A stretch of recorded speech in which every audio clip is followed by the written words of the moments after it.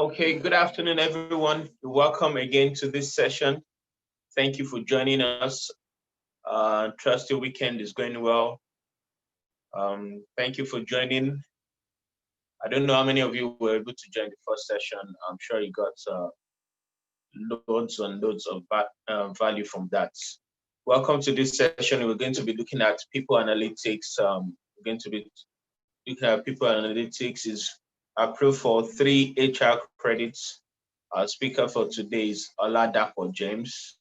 I'm going to be bringing him up shortly, but before then, let's just wait a few more seconds for more people to join in, um, and then we can dive right in. All right.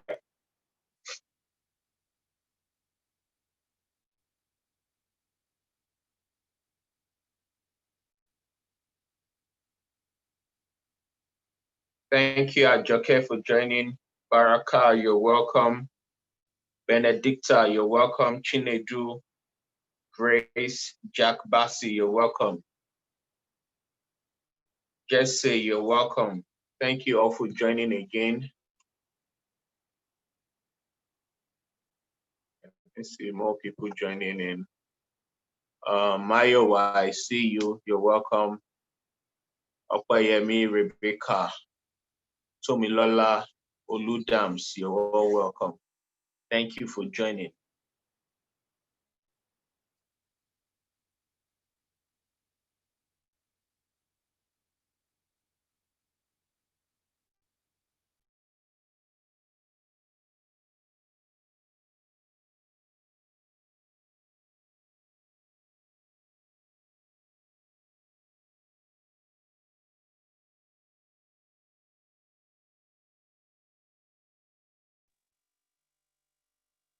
Okay. While we wait for more people to join, okay, I can see more people here. Ibere, you're welcome. Felicia, thank you for joining. Abiodun, you're welcome. Ajoke, thank you all for joining again. Oyinyechi, thank you. Olayinka, you're welcome. Wumi, great to have you back here again. Thank you all for joining.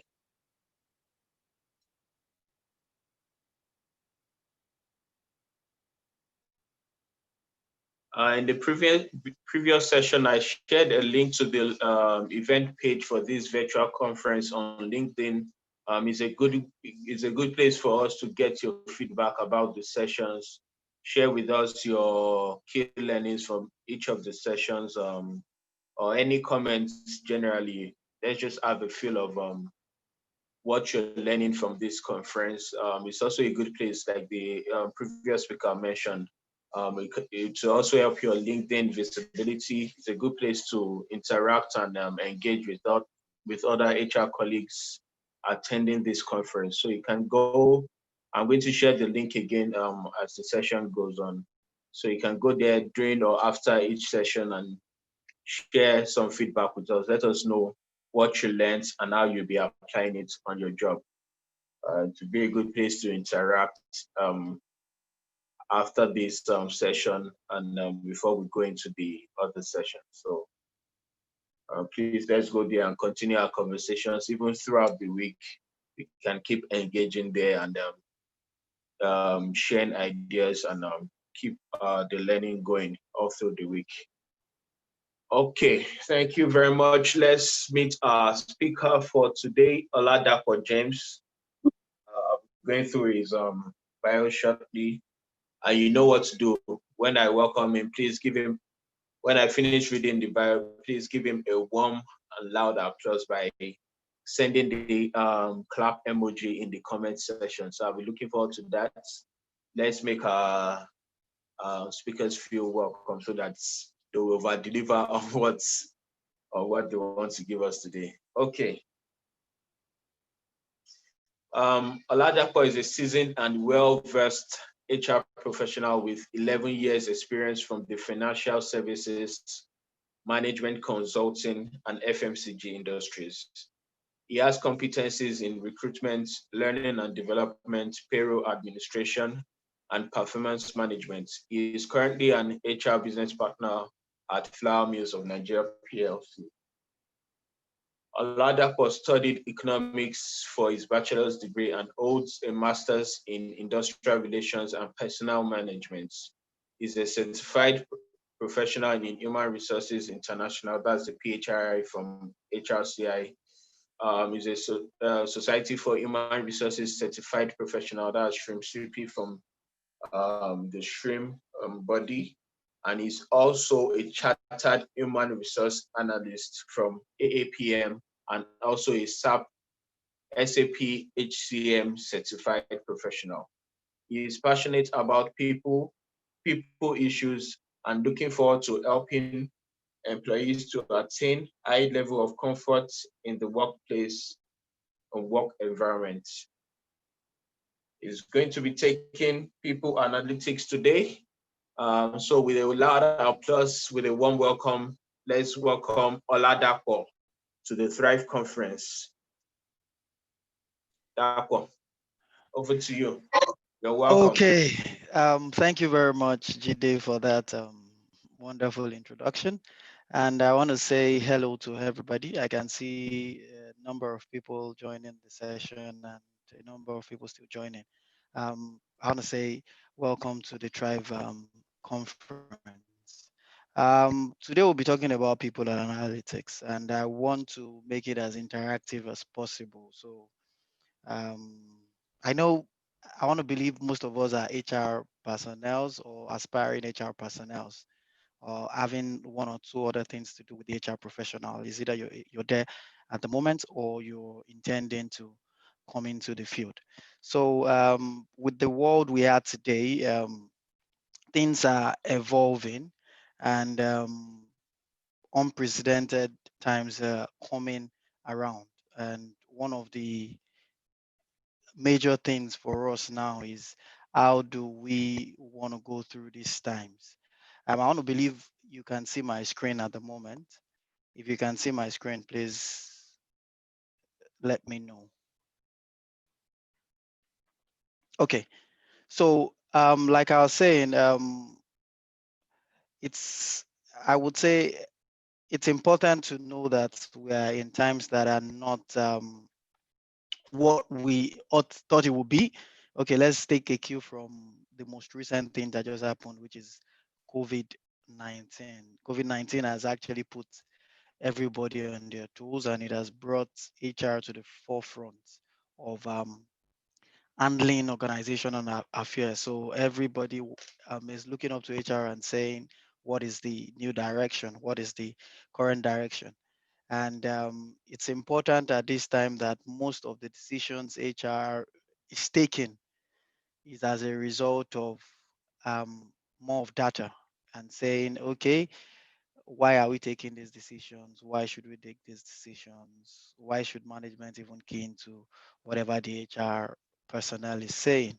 So it's a whole lot. But moving on to what we are here to discuss today, people analytics. I would also assume that there are a lot of courses on HR analytics, people analytics here and there, and I would, without so much bias, say that most of the times when you go for these courses, or you do more of learning the tool than actually learning the content of analytics. So it is one thing to know the tool; it's another thing to understand what analytics is exactly, because I would say anybody can use a tool, just like you can use all the apps on your phone. But the question is, after using the tool, what comes afterwards? What results do you bring out of it?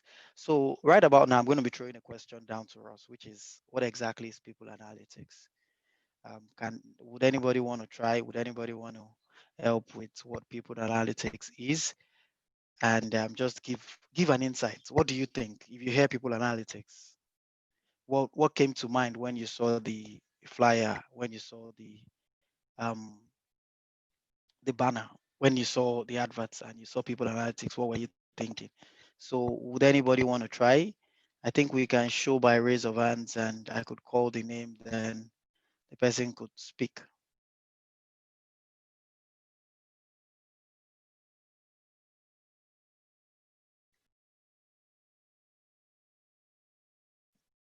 Okay, I can see Juliet Chimezie. Juliet Chimezie, please go ahead.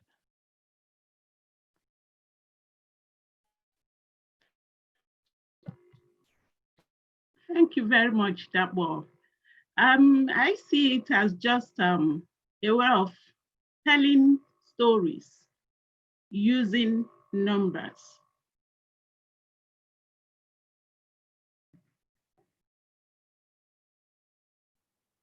Can you hear me?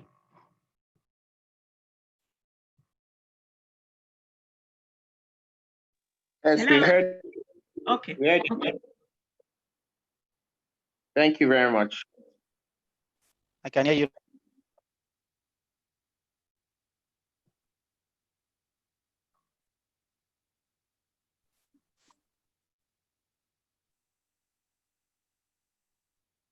Hope I'm still live. Okay, maybe your connection disconnected for a while there. Okay, did Yeah. you hear? Yes. Yeah, I had Juliet. I had Juliet very well. So, Juliet, thanks for that point. It was spot on. Okay. Would anybody want to say anything in addition to what Juliet has said, or would Yeah, everybody agree I with like. Juliet? Okay, please go ahead. Olayinka.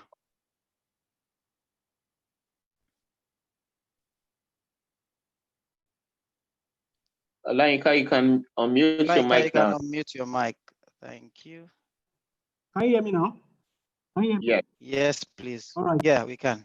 Yeah. What I understand about people analytics is that it's all about gathering data related to people and analyzing it to get an insight to make a business decisions and recommendations. Okay. Thank you very much, Olayinka. That was fantastic. Thank you. Okay, so that we don't waste much of our time. Olayinka has said it, Juliet has said it. So I would start by saying we all do analysis at every day of our life. So let me make an instance. You want to go you go to the market. That's a very simple example. You go to the market and you want to get stuffs. You get there, they tell you this is the price of what you want to get. You quickly say, this thing was not this expensive. It was so price 2 weeks ago. After a while, it moved to this. After a while, it moved to this. Then you ask the question, why is it this price? That is you analyzing the situation and saying, this is what it is. And that brings you to the point you are. So it is this same thing. So I come out and I say, every individual can actually do analysis. Every individual can do analytics. It's not. But I think what gets to us is when you see those jazzy presentations, when you see those jazzy slides, when you see those jazzy charts and all that, you get so overwhelmed and say, okay, how is this done? But it doesn't end there. There's still a step further. It is not just designing those things, it's actually interpreting those things, selling those ideas to the business and the business buying it. And after that, your hypotheses, your recommendations are tested, and whatever you have proposed comes out as realistic. That is when your job is complete. So I'll move on to the next thing on my slide, which is just what we've talked about. What is people analytics? And reading from my slide, I would say the use of data and analytical tools to inform decisions about how people are managed. A data-driven approach to managing people at work. Analytics applied to people issues. Hiring, performance management, compensation, retention. Then it's also could also be seen as a more rigorous approach to a traditional soft function. And lastly, it's a quick growing field. That's like the buzz everywhere now. For you to be able to win management over, the easiest way to go about it is data. I'll throw this question to Ross. Why do we think finance professionals somewhat gain more value than HR professionals at management seats? This is because at every point in time, they talk in numbers, they talk in Naira and Kobo. They relate everything they say to the overall profitability of the business, which is why it is easy for them. So let's look at this scenario. This is people analytics in practice. Rigorously tracks the performance of all teachers, comparing it to evaluations when they are hired. What does this help do? It helps to refine the most productive steps in the hiring process, where to allocate more resources. So what this is like doing analytics for hiring, and you're checking the performance of the teachers you've hired over time. And what happens is, for us in HR, there are different ways to hiring, to recruitment. You could have gotten the CVs from internal applications. You could have gotten the CVs from referrals. You could have gotten the CVs from an open source, wherever. However, after 6 months, there's something we call an evaluation. Once an evaluation is done, it's easy for you to say this person is performing. And if you take record over time, it's easier for you to say the best candidates I get are majorly from referrals. The best candidates I get are the one this recruitment agency gives me. The best candidates I've had so far are the ones I get from this source. That helps you streamline your process, and it also makes it easy for you when it comes to costing.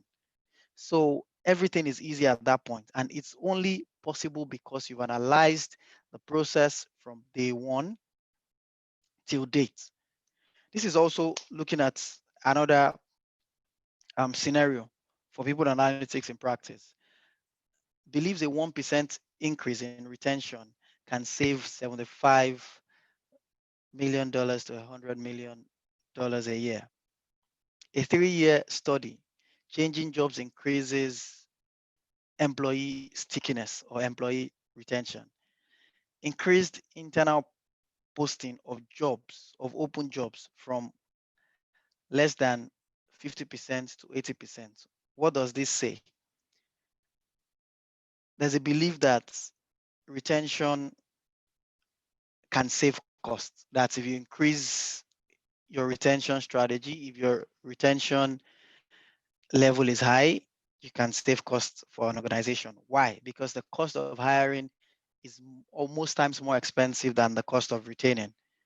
A 3-year study shows that if you change employee jobs often, they get to stay, because once before they start thinking of leaving, you've changed their job, the job becomes more interesting, and they keep on staying for as long as possible.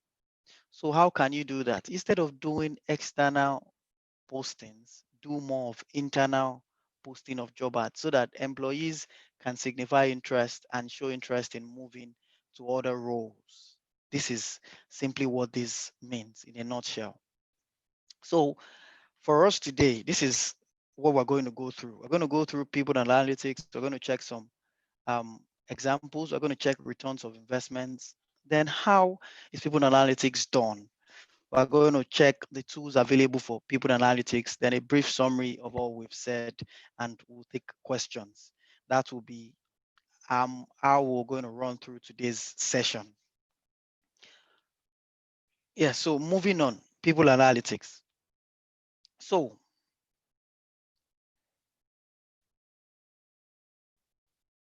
every HR solution, every HR tool most times can help you calculate time to hire, cost per hire, attrition rates, headcount changes, training days per employee.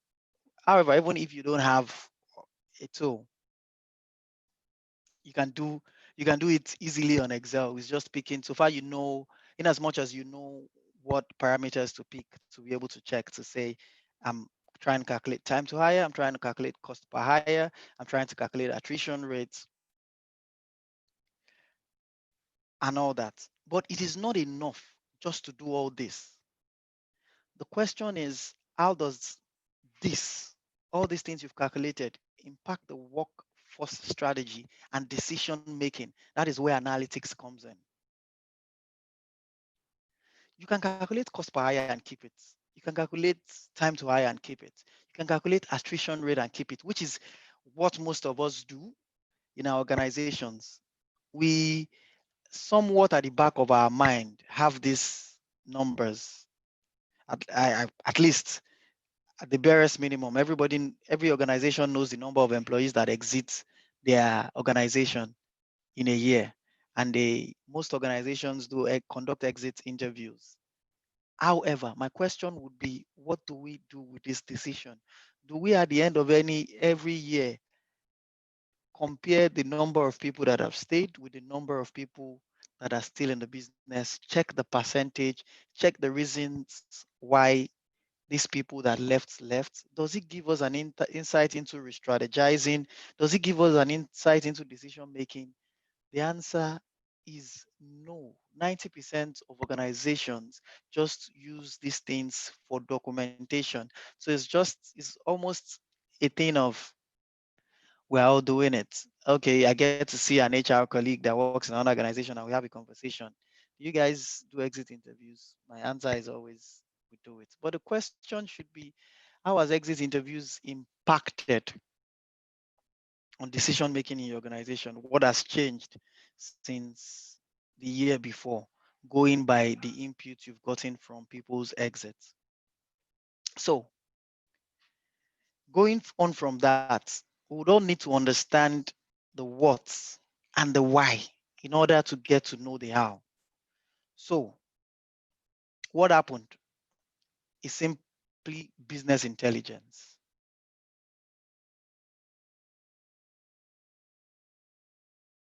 Everybody has an understanding of the business.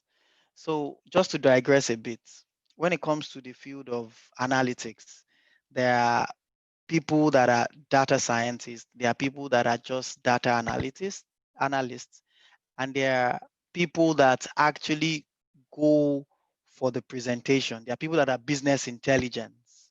So there are different fields in the data space. However, most of us just stick to more of the visualization. And when it comes to actually presenting what is in the visuals, it becomes a problem. There are people that all they do is just design the visuals. They can't even do any presentation. They do the visuals. The visuals are very nice. They're very jazzy. However, there's also need for you to be able to sell that visuals to whoever you're selling it to, most times, and in this case, management, and make them understand that things are happening this way because we've done things this way. However, if we do things differently, things will go this way. So the what is business intelligence. Understanding why is the analysis you do, just like the case of the marketplace that I used as an example. That is understanding why. Then what will happen next is analytics. So the why around it, which is what most people do today, all we do is why. We don't get to what will happen next. So most of the people that often talk about analytics today just focus on why. Why is this happening? Why are people leaving us? Why is our recruitment not bringing returns? But the question is, you need to take it to the level of what will happen next. So that is where analytics come. So most times what we see is more of analysis, not analytics. We get to see people just analyze the situation. They don't check that if I tweak this, if I make changes in this, what will happen to this? Most times people don't get to that level. We just do a why and we leave it. Then after knowing what will happen next, you now go to how to adapt our strategy. Our strategy here means whatever organization you have, every organization has its own strategy. So how is what's happening next going to fit into our strategy? How is it going to affect our organization? How is it going to affect us? That is at the point you take the decision. So we might not be taking the decision alone in this case. So You've answered the question of why. You've answered you're presenting and saying what is happening next. At the point of making the decision, you're guiding your board, you're guiding your management to say, okay, this is why I'm proposing this decision. It's left for the management to accept it. However, if your analysis and your analytics are very detailed and points to the right direction, it's easier to convince management to key in to the decision. So it's necessary to understand why and ask questions so that it can aid the what will happen next, and it can also help to apply the decision, the knowledge in decision making. So this is business intelligence versus analytics. That's like saying analysis versus analytics. One is descriptive, one is predictive. So there are some examples here, and I'll read through to help us know the difference between just analyzing and actually doing analytics and predicting. Because analytics is the point at which you start looking into the future and saying, because of these numbers, this is what is going to happen in the next few years. I will take a cue. I'll just digress a little. For for most of us, I know we're corporate employees, so a number of us wouldn't be doing this. However, we hear it on the streets. So look at the people that play lottos and all that. You see them that they do a lot of forecasting, they do a lot of analytics in their own little way. They tell you this thing happened so time. Or I can even take it to, I can relate it to football. People that play football bet and all that. They tell you this thing happened so time. This club played with this club. They've played like 6 times, and this club has continued to win with at least a margin of 3. So there's no way this club is going to lose to this club now, even though everything doesn't come out in black and white always. But the trend that has happened is able to guide you to at least take a sneak peek into the future to say, okay, this is the likelihood of what is going to happen. So I'll take these and look at the descriptive and predictive. How long has Maya been with us? That is what a descriptive. This is talking about demographics, our everyday demographics in HR, where we have to check people's work history and all that. How long has Maya been with us? The predictive question that should come out of that is, how long will Maya stay with us? How long she has been with us is not the problem, really. She's already stayed with us that long, so we've earned that time. But the question is, with this, we still need Maya for longer years. How long is she likely to stay with us? That is where we need to channel our analytics, not just looking at how long has she stayed with us. She stayed with us already. It's a case of how long more will she be with us? What's Maya's annual salary, average incentive in the past 5 years? In a predictive side, is going to be what other criteria will have an impact on Maya's retention. So where does Maya live? What's her commute distance to office? The predictive side would be, what's the value potential on business impacts Maya has over the next 2 years? So performance questions and predicts analytics in the performance space. The descriptive end would be, what hours did Maya work last week? The predictive side would come like, which is the most appropriate salary Maya most likely motivate her to stay with us the next years? How many days was Maya absent last year? What job promotions did Maya get the past 3 years? What are the best incentives to get Maya to stay with us? Is Maya performing better versus last year? What's the trend of Maya's merit rating in the past 3 years? Which training should we offer to Maya to make her perform even better? That's the predictive side. So just to put more perspective to it. Descriptive looks at either the past or the current.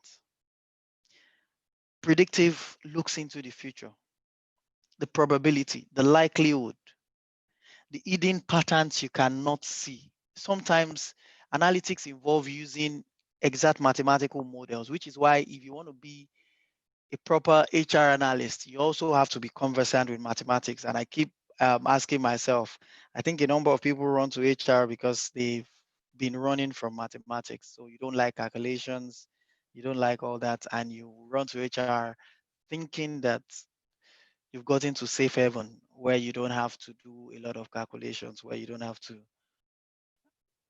do a lot of mathematics. Okay, yes, you were in safe haven for a couple of years.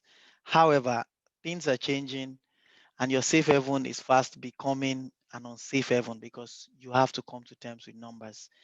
You just have to come to terms with numbers. If you want to be an analytics person, which is where the world is going, sooner or later we'll be forced to think this way because, hey, nobody thought that COVID will push organizations as fast as it's pushing organizations now. A lot of organizations would typically not even allow employees work from home, but organizations are at the forefront championing working from home. If you want to go to the office to do one or two things, you have to get a lot of approval before you do that. So I'm certain that analytics is coming in bits and in pieces, and we are doing more of analysis than analytics. However, in a little short while, it's going to be full-fledged, and a few people are going to move into that space and fully. And for everybody that moves into that space, and it's an advantage because you get more value, you get more money, and it's actually very interesting. So let's also look at it in terms of our human resource information system, the descriptive and the predictive side. Who are our high performing call center agents? The predictive side with which call center agents are most likely to become high performance? How many training hours did we invest in our call center agents? Which training programs are most likely to improve time to performance or average handling time of call center agents? What selection scores do our best call center agents have? Which hiring criteria are most likely to lead to strong retention? So that's just giving us predictive and descriptive side of analytics. So I shouldn't bore us with reading all through.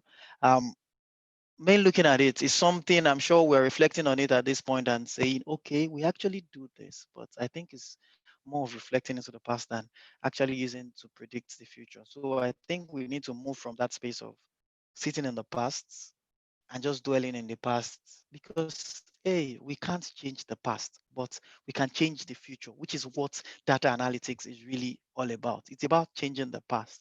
The It's about not making the same mistakes in the past and implementing it in the future. So it's about rewriting the future, even though we are yet to see that future. That is what analytics is all about. However, we more of dwell in the past. So let's look at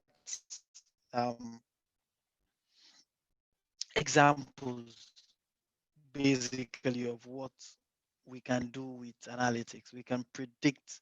You, if you do analytics properly, you can tell which employee is most likely to leave your organization. Let me give you an instance. If you can gather the data of all your employees on the sites they visit every day on their system.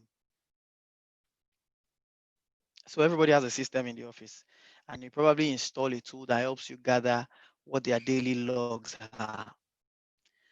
Main looking at that, you can predict employees that are disengaged, and you can predict employees that are likely to leave. Because if you see employees that are not HR employees that are frequent on LinkedIn, that's a red flag. They are frequent on job sites, that's a red flag. or some are just totally disengaged with the job. They're probably on Netflix at work hours, they're on YouTube at work hours. Those are trends, those are datas that we can get, those are datas that we can collate alongside other datas, and you can easily look at your workforce and say, okay, this person is likely to be disengaged. There's a high possibility this person will leave, because you don't just use just that data. You might be merging that data so also with some of the demographics of the employee in terms of their age. Hey, I might be disengaged. If I'm 60 years, I'm not going anywhere.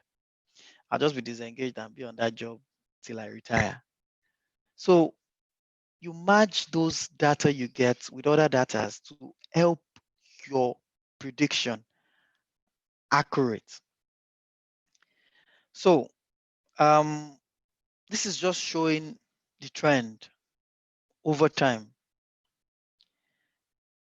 Early 90s, it was well focused on finance and ERPs coming into the workspace. In the 1950s and 1970s, it was more of focusing on the customers and saying CRM. I'm sure we had a lot of buzz around that and saying, hey, we have to be customer centric, we have to be this, we have to be that. But now it's about the employees, it's about the talents that you have in the organization. Every organization now realizes that the employees are the greatest assets they have. And if they treat the employees well, the employees would in turn treat the business well. And this would affect every area of the business, the customers, the clients, and everything. So this was a research that was conducted by Deloitte, and it's looking at level of analytics. It considered US organization. It's an advanced economy and they do more of analytics. Just like I said earlier, people don't do predictive analytics. People do more of analysis. And this result has showed that only 14%, so only 4%, that's at level 4, only 4% does predictive analysis of all the organizations that were sampled in the US. Only 4% does predictive analysis. Advanced analytics is close to predictive analytics. You have 10% in that space.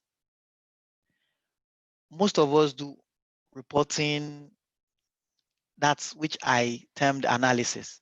Most of us do reporting and we term it under analytics, which is what we do today. So if this is a report of the US, an advanced economy, if you're going to relate it to Nigeria, guess how many percent will be doing predictive analysis in Nigeria? Maybe a 0.001 or thereabouts. So virtually all we do today in Nigeria is more of reporting.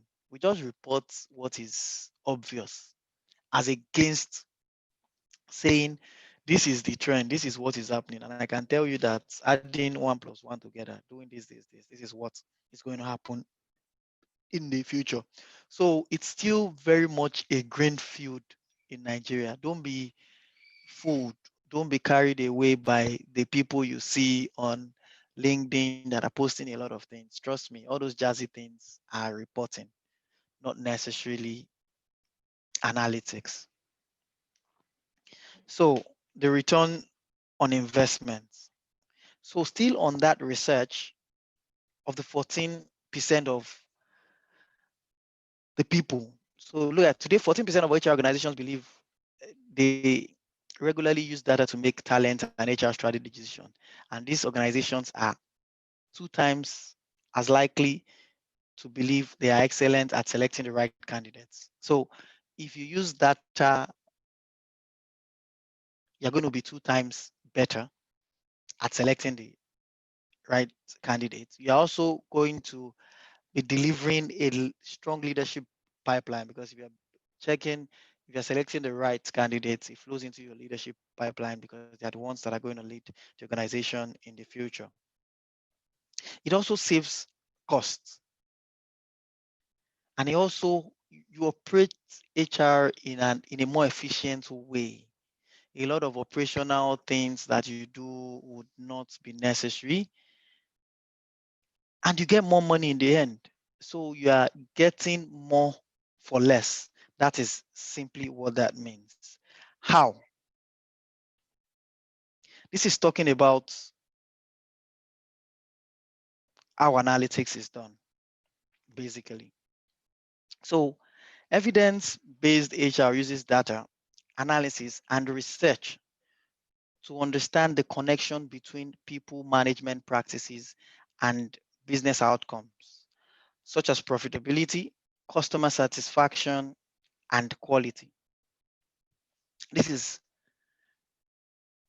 talking about evidence-based HR. So another thing we do as HR people in our today reporting, which we call analytics, is we just stick to using just HR data. So I just take all my data in HR, everything I have on my HR system, and I start playing around it. I start developing dashboards and jazzy slides and saying, you need to relate these things to the business. We need to relate these things to the numbers. You need to bring the numbers from finance. You need to bring the numbers from sales. You need to bring the numbers from production. You need to be able to say, I have 1,000 employees. 1,000 employees are producing, right? This is the output of production. Does it even relate to the number of employees I have?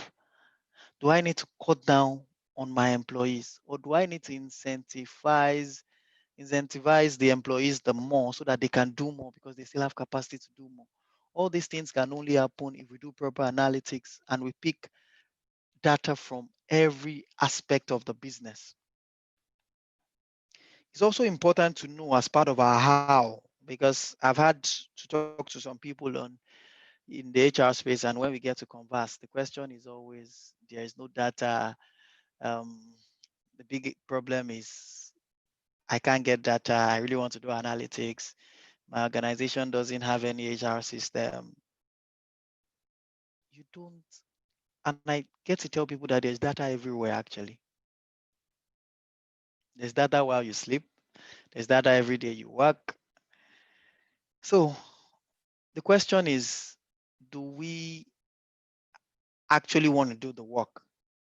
Okay, data analytics, HR data analytics is actually a profession, a full-fledged profession, but hey, because of organizations are yet to really see the value, they wouldn't want to just employ a data analyst and say HR data analytics and say just sit down and just do HR data analytics. So for now, it's going to be you doing analytics and managing your day-to-day work. However, do we start collecting data from today, or we regress into the past and say we want to collect data from the past?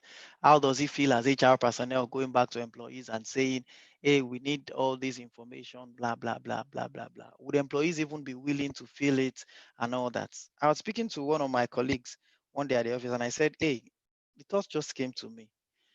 As an employee, if you send a long form to me, I'm going to be reluctant to fill it. It might take days before I fill it. Now, look at the fact that you probably have a number of employees that are supposed to fill this. How do you um, try to manage and coordinate all of them to ensure that everybody feels it? I think sometimes when these forms are overwhelming as humans, you just can't take it because, hey, the form is too long and all that. However, I think it's also important for us to go close to our IT team, look at them, have a conversation with them. And when we have a conversation with them, we get to know that it's easier to get this data if we work closely with IT. Because how about you have like a flash screen every day? Okay, so after every time we get to use the internet, sometimes you see some flash surveys just pop up in your screen and it doesn't take up to 1 minute. You just fill one or two things and you're done.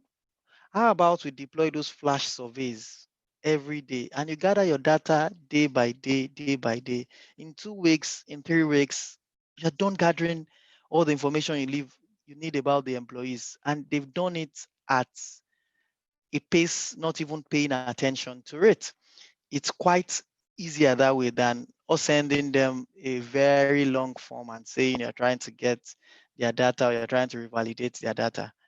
Trust me, except if you operate in a very small environment. If you operate in a large environment where you have 1,000, 5,000, 15,000 employees, it's going to take a long time before you can get that data. And that data might not even be accurate, because it gets to some point when you are even filling forms, or when you're trying to fill, you get overwhelmed and you just tick, tick, tick, tick, and choose anything, select anything, and you move on. When forms are too bulky, or they just seem like time wasting over time. So how does this work? Analytics generally. I have about 6 steps here on how analytics work. You need to identify, for analytics, basically, we don't just go into, um, you don't just go into developing dashboards or trying to, um, how do I put it? You don't do analytics for analytics' sake. There's always an end in mind. We do it because there's a problem we want to solve. A problem has been identified. A challenge has been identified. If you don't have an end in mind, I can tell you that you'll just be playing, beating around the bush from morning till evening, and you won't get to anything. But the fact that you have an end in mind is easier. So I'll leave us with this um, way, or these steps of trying to do analytics. One, identify the business challenge. What is the problem? That's as simple as, what's the problem? So using um, a bank as a case study, so we can say a bank wants to improve the branch performance of a branch. So let's use bank XYZ, not necessarily that has a lot of branches. They want to improve. They have a branch in Adeola or Deku that is not performing up to par, that's not performing up to budget, has not performed over the years. And they are like, okay, we need to look, it's a problem for us. This branch has been running at a loss, or they've just been running at equilibrium. So the question is, how do we get to improve the branch performance? So after we've identified the problem is there's performance issues at this branch. So the next thing is develop hypothesis. When I say hypothesis, is to just look around and say, what could be the cause of this problem, basically. So you could look at it and say, is there a link between the problem, the branch performance, and the type of employees that we have at that branch? If we move employees from another branch to that branch, will the problem change? Is it a problem of the environment where we have the branch? Is it that we don't have target customers in that area? So you think about a lot of things. Is it a specific department that is affecting the branch? Is it the look and feel of the building, or the look and feel of the area that's affecting the branch? So this is trying to develop hypotheses. This is trying to develop a lot of things. But because we're HR people, we focus on the HR bit of it and say, is there a correlation between the type of employees and the branch performance? Then the next thing would be, what data is needed to be able to prove if there's a correlation between the employees that work in that organization, in that branch rather, and the performance of the branch. So we would need the HR and the workforce data, that's the general data HR keeps on their HR system as regards the organization, would also need the finance performance data of the organization and the customer data of the organization. So as many data as you can gather that relates to the performance of the organization, and also as many data that you can gather that relates to the employees of the organization. So after gathering that data, what we do next is analyze the data. And when we talk of analyzing the data, we brought all the data together, is now try to tell a story around the data. So these are the numbers we have, these are the figures we have, these are the things we have. Let's tell a story around it. What is this data telling us? So this is our day-to-day analysis that we do. This is our day-to-day analysis that we know. I could tell if you have spent maybe 5 to 10 years in an organization, you can tell the story of an organization, of the events that have happened in the organization, of what's led to what event, what happened to what event. This is the same thing we're telling you to apply to the numbers you have in the hands. Look at the numbers and saying, okay, in 2011, this branch made profit. They had 10 employees. 2012, they made a loss. Okay, 3 people resigned. Could that be the effect? We didn't replace those people, so they are down to 7 employees. So those are the things you do. Those are the stories you try to tell. You try to play around every possible scenario you can think about, considering the data you have within your reach. This helps you say, okay, yeah. Then the next thing you do is you validate data and findings. So work with senior HR leaders, customer engagement, and branch. If it is good, move on. So validating the data is, hey, you're working with other people, you're presenting and you're saying, okay, this is this. And everybody is like, okay, I think you're right. It was at the point these 3 people left the organization, we started having a decline in performance. Okay, so it's you now need to think deeper. You don't stop at that point. You now need to think deeper. Is it that those 3 people are high performers, or is it a function of we just need any 3 people to still work because the 3 people, the vacuum we have created by the 3 people has been shared on other people, so they are overwhelmed, so it doesn't make them work as efficient as possible. It could be either ways. It could be that those 3 people were your high performers, or it could be that the vacuum they created overwhelmed the others.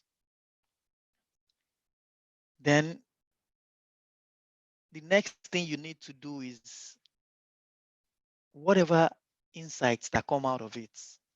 So in terms of what you've gathered and you try to predict into the future and saying, okay, if we hire 3 more people, or maybe this time let's hire 5 more people that are high performers.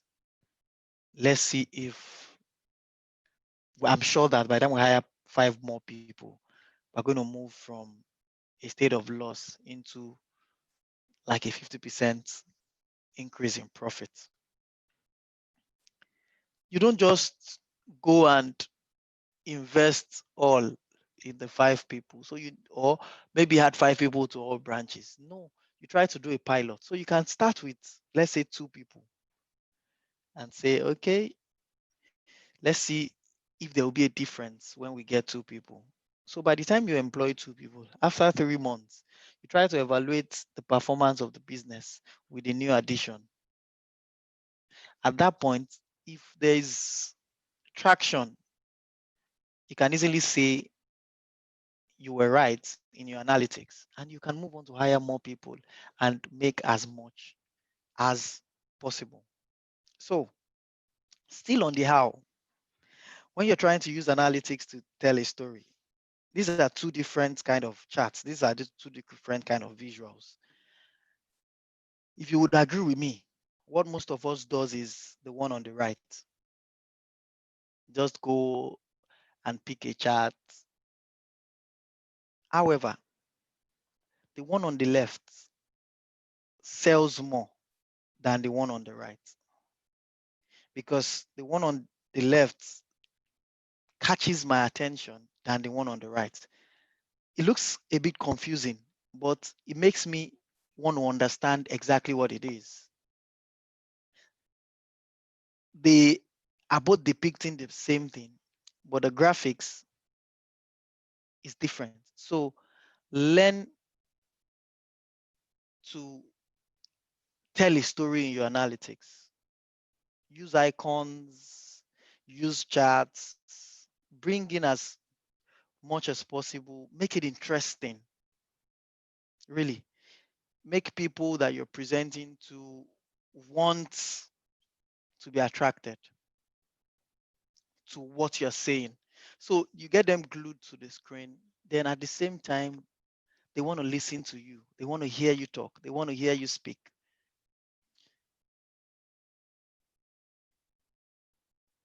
So 75% of companies believe that using talent analytics is important, but just 8% believe the organization is strong in this area. So a survey was conducted basically by Deloitte on the use of analytics. Only 5% said they are effective at using talent analytics. 12% have used predictive analysis for talent decision making, and 49% plan to do so in the near future. So this is just to tell us that A, the field is still very green. This is a survey that is carried out in the US, not necessarily in Nigeria. So we still have a longer way to go in Nigeria, and there are a lot of untapped resources in this field. And you could see the caption at the heading. It says, but most don't do a good job at it. So most of us think we know analytics. However, it is analysis we know, and we don't get to do a good job at it. So there's still a long way to go in terms of understanding predictive analytics. So now going on to technology tools. So I would hear a lot of Power BI, Power BI, Power BI, Power BI. I see that a lot on LinkedIn anytime I log on to LinkedIn, and I see learn HR analytics in maybe 1 or 2 Saturdays or maximum 4 Saturdays. And when you get to the class, all they teach you is how to use a tool. Power BI is a tool for analytics, not necessarily HR analytics. It's a tool for analytics generally, whatever analytics you want to do. It's very good in visualizations and all that. But it's just like the same way you learned Microsoft Word. It's the same way you learned Microsoft Excel. It's the same way you learn to use the apps on your phone. That is what you get to learn in 4 weeks or 5 weeks in that class. It's learning a tool. You are not learning analytics itself, because analytics in itself requires a lot more than the tool. Fine, the tool helps you to project your thoughts. It helps you to put down your thoughts on a dashboard. It helps you to put down your data on a dashboard. However, there's a lot of thinking when it comes to analytics. Um, there's a lot of internalization. There's a lot about you understanding the content of what you want to do in analytics. So talking about the technology tools, you can decide to build, you can decide to buy. So when I say build, I mean organizations get to build their own HR systems as against buying off the shelf for several reasons best known to them, maybe because of peculiarities of their operations, or they are trying to save costs, or you can decide to buy off the shelf. So this is Microsoft Excel.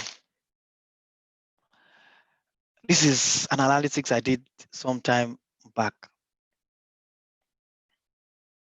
This is So I tell people that you don't need to learn Power BI for you to be able to do analysis. You can actually do it on Excel without stress. You go through Excel, and Excel has everything you might need. So Excel can do everything,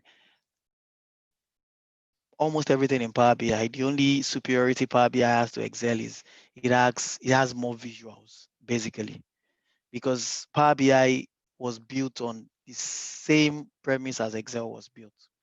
So Excel is a very good tool for Power BI for data analytics, in as much as you know how to use Excel. And for people that even want to learn analytics, analysis, and using the tool, I tell people first go and master your Excel skills. If you master your Excel skills, Power BI is very much easier to use. Excel is a tool in analytics. This is Power BI. So if you look at what is there and what is here, Power BI is more interesting when it comes to visuals. Power BI is more interactive. You have a lot of more visuals. You could play around a lot of things in Power BI as against Excel. And they are open source for all these things. So as against building or buying, there are free versions of both Excel and Power BI, which makes it easy for us. Then this is like an HR system, success factors. So success factors is an HR system by SAP. It's also very interesting. So there are inbuilt analysis that are already in success factors. So it even makes your life easy. If you have a tool like success factors, what happens is the moment you input all your employee information in terms of demographics, performance, and all that, there's an analytics session that helps you by itself populate a lot of analytics that you can use. That's interpreting all the information you have on the system about the employees. So it just helps you automatically populate. So in this case, you don't even do a lot. All you need to do is continue to put information on the system, and it populates it for you. Oracle HCM is also another good analytics tool that when you populate your information on it, it helps you um, bring it up. So all these are just tools, really, in the end. What matters in the end is interpreting what has been done, interpreting the data you have. And I continue to tell people that if you don't know the traditional HR, it's difficult for you to be able to even interpret whatever data you get. So it's important. So data analytics is not going to come and eradicate traditional HR. It's just going to make traditional HR more interesting. It's going to make it easier. However, if you don't know the process, that is where, if you could recall, while I was in the session, I talked about business intelligence. So aside from understanding the business you support, you also need to understand the HR business, which is very much important. Because if you don't understand the HR business, you can't just you're not going to go pick a sales analyst and tell him to come try to analyze HR for you. He doesn't understand it. He can develop a dashboard using the numbers you have, but he can't develop something meaningful. He can't really tell if there's a correlation between, he doesn't understand it. So it's also important for us to be sound in our HR processes, our HR procedures, and it differs sometimes from organizations to organizations, even though there are similarities, processes and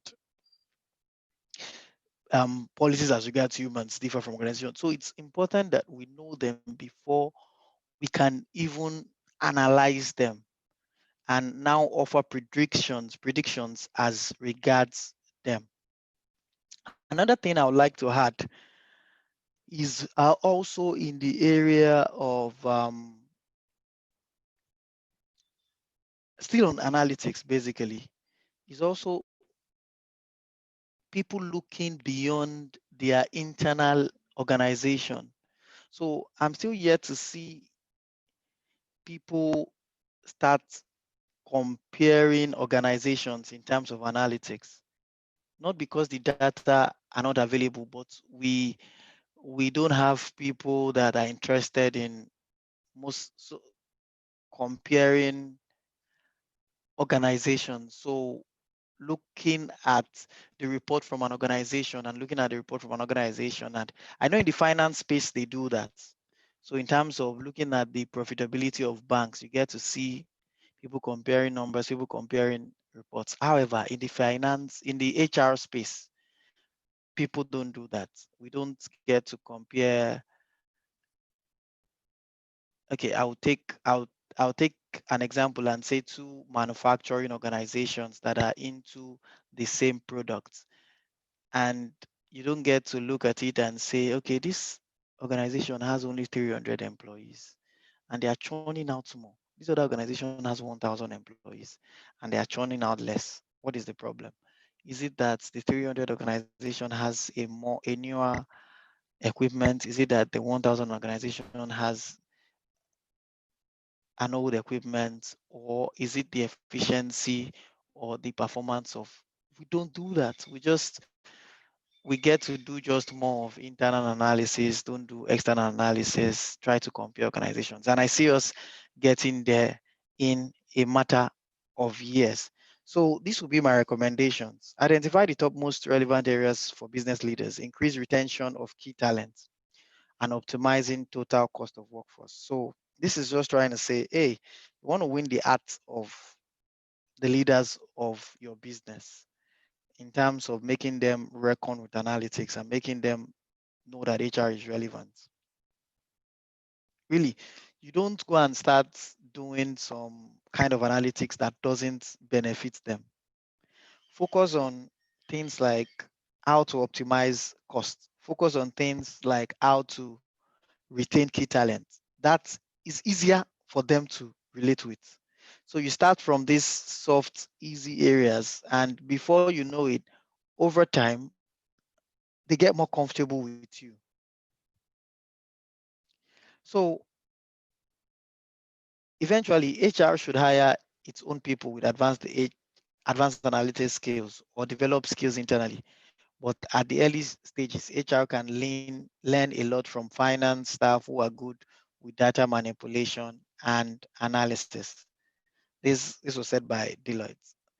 Um, it is said that finance people are better at numbers and they are better at Excel because that is what they do every day. So HR can learn from them, HR can leverage on them, but it's also important for HR people to stand up to those numbers. It's important for HR people to stand up to those tools and learn them and understand them, because finance professionals can't actually do the human part of the work. They can do the numbers part of the work, but the human part of the work, which makes it human resources, finance people can do that. HR people still have to do that part. People data is also found outside of HR, which is what I've also said earlier, that you don't just look at HR data alone. You don't look at what you just have on the HR system alone. There's more to data, there's more to tools, there's more basically. You get data that is relevant in HR analytics everywhere. In terms of their commute time to work, in terms of their daily the daily churn out of the production team, a lot of things we don't see as relevant are actually relevant to HR in the end. So you have to add sales data, you have to add financial data, you have to add operational data. And in the end, it is not just getting this data, it is not just building a dashboard. You have to market the data. When I say market the data, you should be able to explain whatever you have said. You should be able to do predictive analysis and predict into the future. You should be able to say 1 plus 1 was equal to 2 years ago. I'm sure that it was equal to 2 over 10 years. I'm sure that in another 5 years, it will still remain at that. That's the simplest way of explaining it.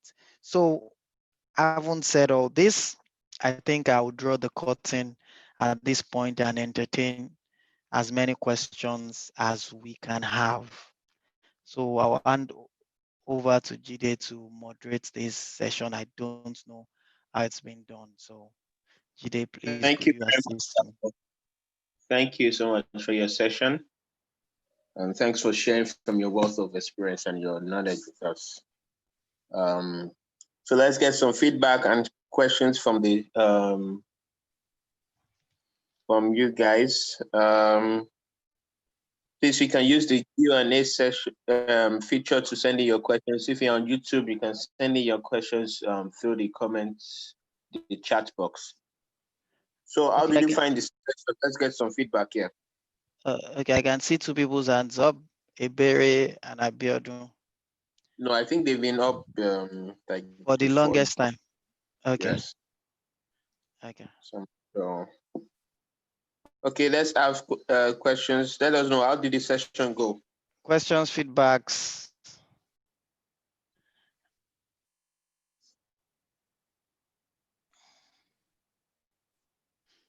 Okay, there's a question here. Okay, two questions. The questions are coming in, so we'll take that shortly. So let's just take few feedback. Okay, Eunice says, thank you, sir. Jack Bassi says, thanks for the session. Great insights. Shegun on YouTube says, interesting discussion. Olabisi Bashorun says, thank you so much. Sylvia says, this was good. Thank you. You know me, I also learned, it's something that I've always wondered to that. What's the real difference between analysis and analytics? Because sometimes it's confusing and some people even use it interchangeably, but I've been clear on that today. So thank you for that as well. Titilaya says the session was an eye-opener. Lainka says, thank you for the session. Moriam Journey from YouTube says, thanks, Oladapon. No drama kind of presentation. All right, let's take some questions. We have two here. Chiamaka is asking, please, okay. That's for you. I think I answered these questions on every session, but I'll just assume that you are joining for the first time. So about the recording for the replay, that's part of the one of the benefits that come at a fee. So please refer to your mail. I've shared it in every session. I don't want to be going over and over it again. So it's not like you are just trying to sell to you. So please refer to your welcome mail. The details are there. I hope I won't have to answer that question again. So yes, you can get the replay, but it comes at a fee. Please refer to your mail for that. Titilaya is asking, when do you know it's time for analytics in your company? Okay, so when do you know it's time for analytics in your company? Yeah. So I would start by saying it is very boring if your organization is a small organization. And why do I say that? If you have 5 employees in your organization, what are you? I would assume what are you analyzing? Because the data you would have would be very, very minute, and nobody will feel your impact as much. It is much more interesting for large organizations. So this is me telling you that there is no time to it. You can start at any point, but the size of the data you have. So take for instance, you have just 5 employees in your organization, and it is details of 5 people. When you're trying to build a dashboard, the dashboard becomes very scanty, and it's not attractive to anybody that sees it. So it's not really interesting. And let me take our knowledge back to the days when we're in school and we're doing probability and all that. The sample size is not a lot. So you can't do a lot of predictions. You can't say it's because this person is this, that's why it will be that. But if has been a recurrence, you have 100 people, you have a 200 people, and you can say this did this at a time, this did this at a time, so it's going to happen. It has happened to A, B, C, D, E, so it's bound to happen again. But if you are just five, it's difficult to look to pick a sample out of it, if you understand what I mean. So I hope Okay. I've answered that question. Yeah, I think just a follow up on that. Let me quickly take that before you move on from that point. Okay. Someone asking, what type of analytics can I do in an organization of between 30 to 50 employees? Okay. What kind of analytics can I do in an organization of 30 to 50 employees? You have a good number actually. 30 to 50 is not boring. It's not as boring as 5 employees. You can do a lot of analytics depending on the data you have in your hands. So the first question is, the first thing I think you should do is, what is the problem you're trying to solve? Just like I said, analytics is about problem solving. What's the problem you're about to solve? What is the problem you have in your organization at the moment? Just pick a problem. Try to think about what are the datas that relates to that problem. What are the variables? What develop a hypothesis around it? What are the things that connect to that problem? Try to get data around them, and you start your analytics. You'll be shocked at the things that will come to your head if you follow that process. And in the end, so it's not limited to one particular type of analytics. There are a lot. There are a lot you can do with a size of 30 to 50. Just identify a problem, which is the starting point, and try to provide a solution to that problem. Okay. Oh, So I okay. think, Let me take this question. Or before that, I think Abiodun raising his or her hand. So I don't know. Do you have a question? Let's hear from Abiodun.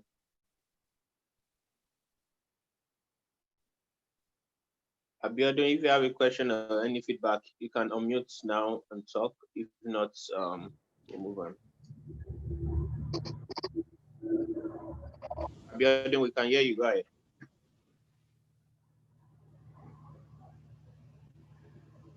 Okay, that might be in error. So let's move on. okay. Question from Jack Bassi. There are actually two questions. So the first question here is, analytics is a wide area. Is there a school one can go to master analytics? I don't know that. Okay, so hey, it's work in progress. Let me just tell you about myself quickly. Okay, I'm an HR person from day one. I've always been an HR person. But I used to say my own kind of HR person is different because I like numbers. I get I get so interested in numbers. Anytime I see numbers make me happy. Let me put it that way.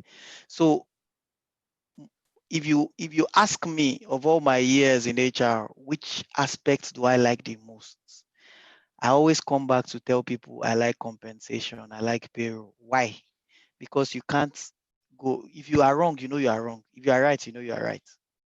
Numbers are straight, right? Unlike other aspects of HR, there's a bit of human to it. Two people are not going to say the same thing. You're going to hear, this is how to design a good CV. Another person tells you this is another way to design a good CV. It's here and there, right? So if you were part of my session from day one, that I said, if anybody comes to me and say I want to do analytics, I want to do analysis, I say, hey, go master Excel. Excel is the bedrock of trying to design dashboards.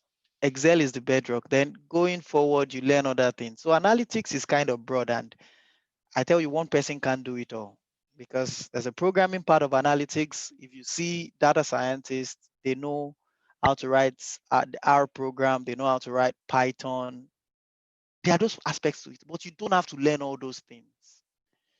Just pick an aspect you want to learn. You can actually employ or consult somebody to do the rest. But even if you are going to so let's take for instance, you get to become an HRD today. You might not be hands-on on analytics anymore, even if you had been hands-on on it before. But the fact that you know it helps you guide somebody that doesn't know it. So in a nutshell, there is no school. You pick it in bits and pieces. So for instance, I said earlier, I said there are a lot of organizations on LinkedIn or everywhere teaching people in quotes HR analytics, and most of what they do is teaching you how to use the tool Power BI or a bit of Excel. Yes, that's learning something. You also you have to keep working to widen your thinking on problem solving. That's also another way. So there's no school. Read, think wide, and by the time you check, then I used to tell people, so I have a lot of silent role models that I've never spoken to in my life, but I study their life. I pick the things I think I need. The ones I don't need, I drop it. I drop it by the roadside.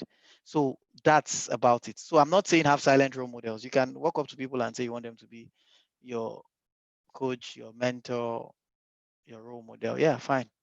And they probably mentor you on what you want to know, but you can't definitely pick everything. It's the ones that are useful to you pick, because hey, of all the coaches and mentors, it's not like they are saints. They also have their flaws. So I believe I've answered that question. So what will be the next question? Okay, so the next question from Jack. Let's just finish Jack's questions. There are some comments in the chat sessions too, and a question on YouTube I'll take. But let's quickly take this. Jack says, I am an audit, risk, and controls professional. I do analytics and analysis. However, within the organization, especially in HR system, they do less analysis, talk more of analytics. My question is, how do I encourage them to step up in the area of analytics? Okay, good one. The first thing is, if they are not interested, yeah, it's a difficult problem. But hey, the good thing is look for a young chap amongst them. The old ones they are they are already the way they are. It's difficult to bend an old person. Look for the young chap among them. Look for some kind of jazzy, interesting dashboard. Put it in front of him and say, what does he think? Does he like this thing? That's where the conversation starts. And it's now a case of, does he know he can do this thing? That is not difficult. It gets interesting because we get attracted by the things we see. So it's not enough to just walk up to them and say, you don't do analytics, you don't even know what you're saying. But hey, develop something. Maybe your risk analysis dashboards, take it in front of them and say, hey, do they like this? You know, you can represent employee this still on this. And it's not that difficult. It's something very simple. And it will move us forward. It make us, and that's it. I think it's a matter, it's the first level is getting people to be interested in it. Then afterwards, they move on. Okay, let me quickly take this from YouTube. Moriam is asking, um, how do one position him or herself better for opportunities in people analytics today and for the future? Okay. How do you position yourself better for people analytics today and people analytics in the future? So your work will speak for you. Let me put it that way. So I like LinkedIn. Why? Because LinkedIn is gradually becoming the new Instagram or Twitter. You know why I say that? There are a lot of people that come and talk on LinkedIn every day, every time. And maybe I've had to interview one or two of them sometimes, and I see that the content is not there. It's all about let's all talk. So sometimes I say you don't have to shout out yourself. Your work will sometimes speak for you. So I sometimes, once in a while, do some analytics for some organizations, and I got those gigs through referrals most times. Okay, somebody has seen my work and say, okay, I just want something small. Just help me look at this organization and look at this problem, and let's see what we can get out of it. And like that, somebody's going to push you. So far, you know the job. Somehow, it's going to work for you. It's going to push you out, and you get. So the first thing is learn the job, be competent around it. Somebody would definitely locate you. Because so far you know the job and you can position yourself as you know the job. Trust me, you're going to, in the years to come, a few years to come, you're going to see a lot of vacancies that strictly reads HR analytics. It's already coming out. So you see people advertising for roles and they say the person must understand analytics, even though I laugh when I see those things and I tell myself, the person that's going to even interview for the role, does he know analytics? So if I come and tell you I know analytics, how do you test if I know analytics? I don't know analytics. That is me, just saying. So for me, learn the skill, have the skill, do one or two things, and it will sell you. You can also leverage on LinkedIn. Hey, you can design dashboards and all that, predict things and post it on LinkedIn. You'll be surprised when what you predicted comes to life. People will start looking for you because people remember that you said this some months back and now it's happening. So imagine if somebody had predicted that COVID will shut down the world, um, the US will record the most number of deaths and all that. They will be looking for that person now. That okay, for the person to have predicted this, then the person knows something. So that's it. Thank you. Great answer.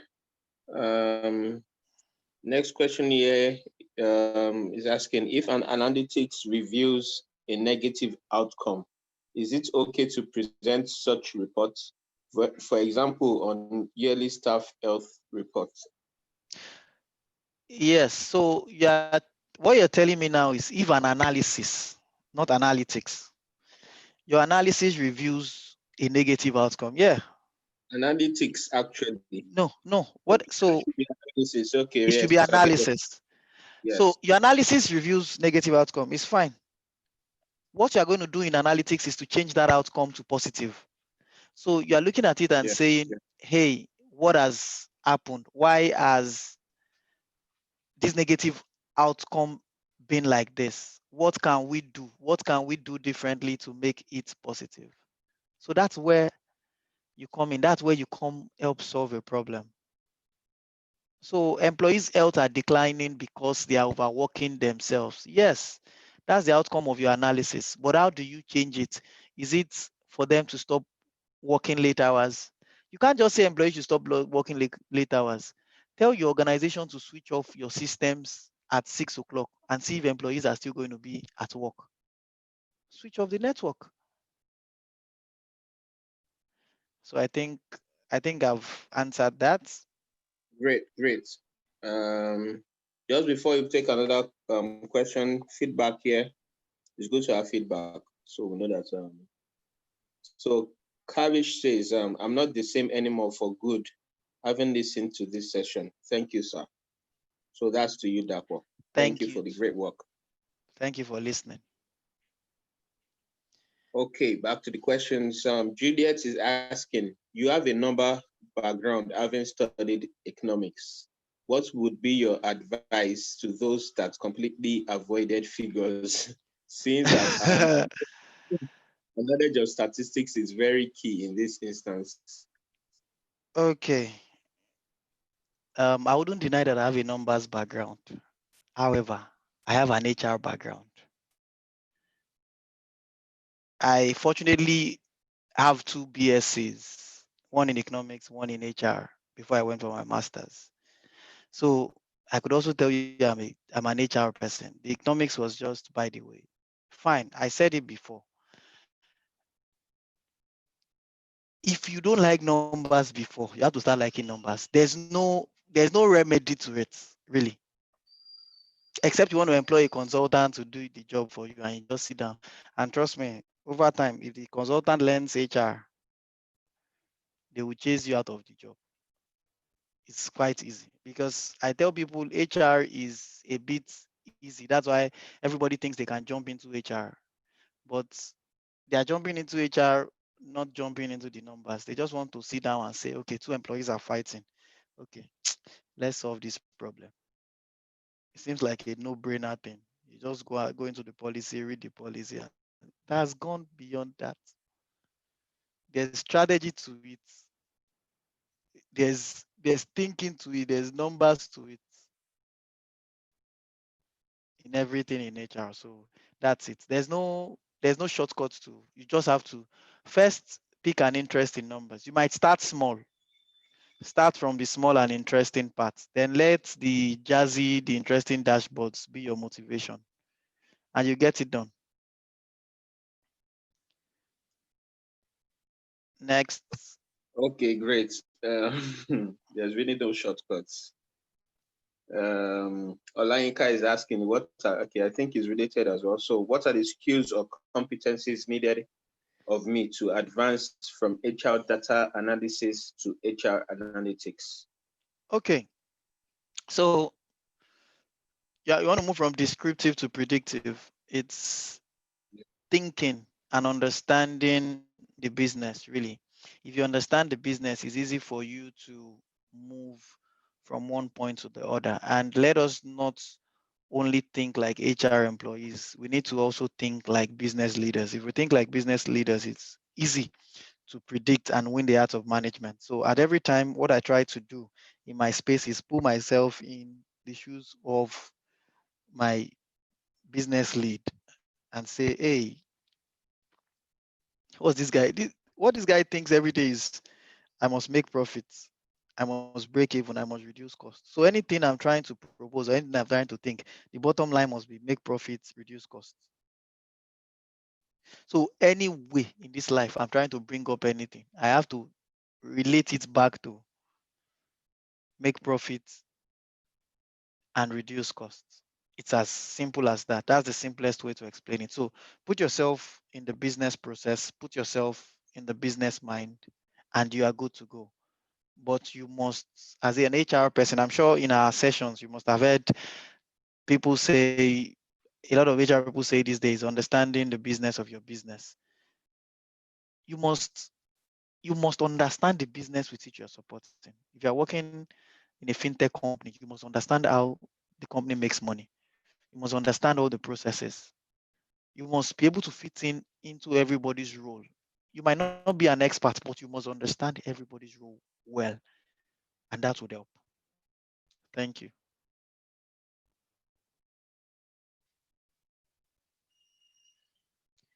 Any other question?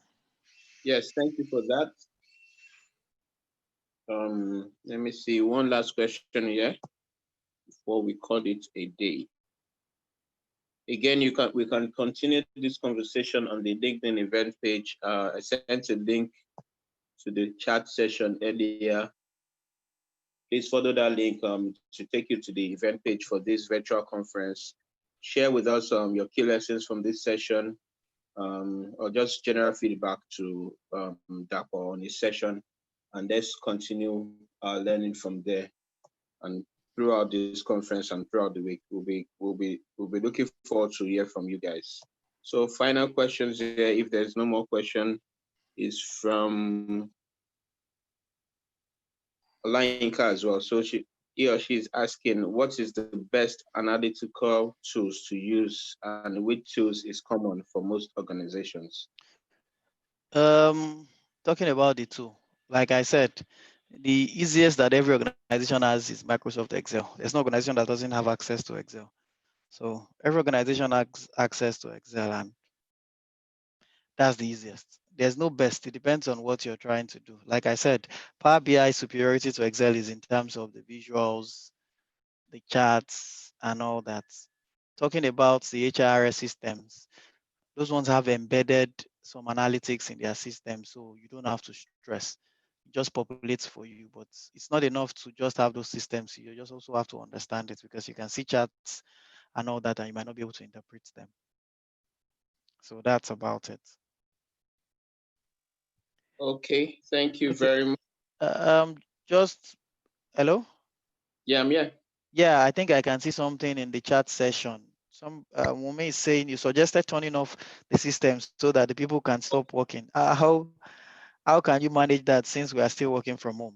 So let me explain myself. What I said was simple. It was relating to a question that somebody asked, and it was a bit talking about employees' health. And I'm saying if the reason why you have a negative result is because of employees' health, then why not do that?